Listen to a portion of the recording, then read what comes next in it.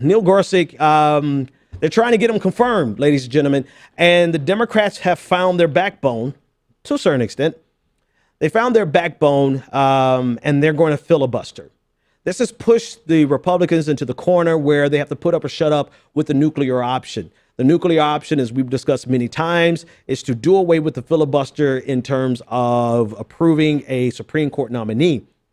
I believe 2013, the Democrats went semi-nuclear by getting rid of the filibuster for the approval of, not 2013, I think it was earlier than that, approval of lower court judges.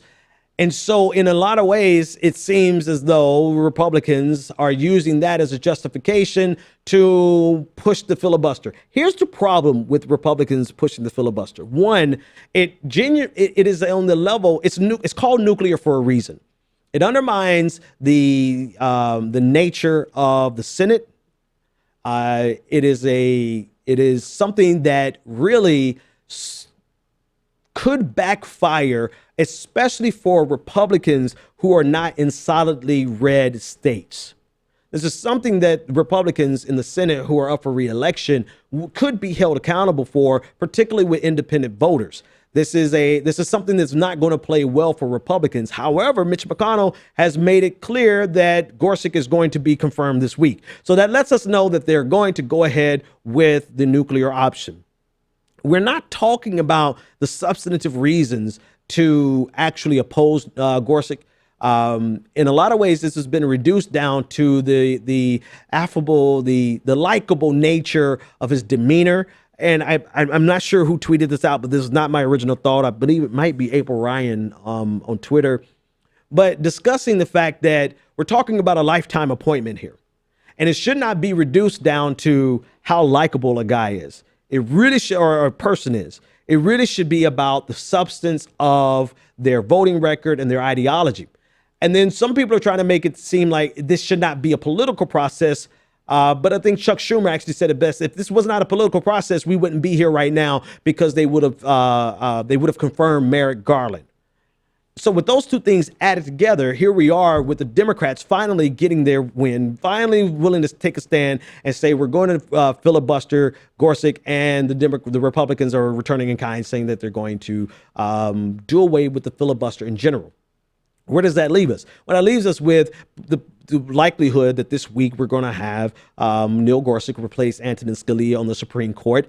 And it means that the next time around, the Republican Party, if Ruth Bader Ginsburg, if she retires, that they would not have to go through the 60 vote threshold in order to get another conservative on the bench. However, Democrats didn't have that really in the first place.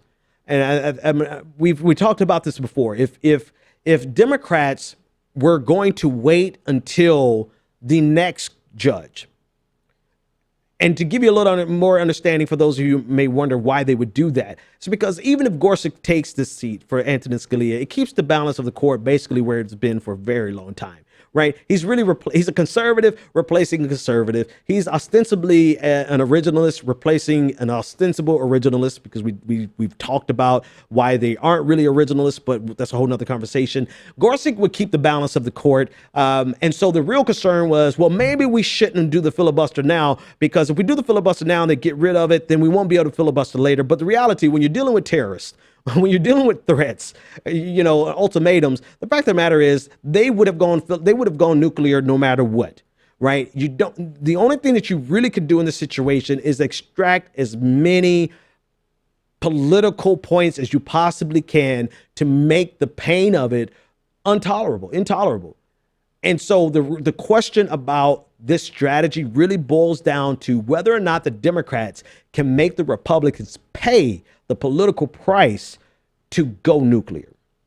That remains to be seen, because they're just finally getting their backbone about them to oppose him for a filibuster. So we'll see if they can turn around and capitalize on politically and make the Republicans pay the political price for getting rid of the filibuster. And they absolutely should make the Republicans pay the political price, because this boils down to the political art of war, right? We cannot go into, we being political observers or politicians in general, you can't go into a political fight with an asymmetrical fight.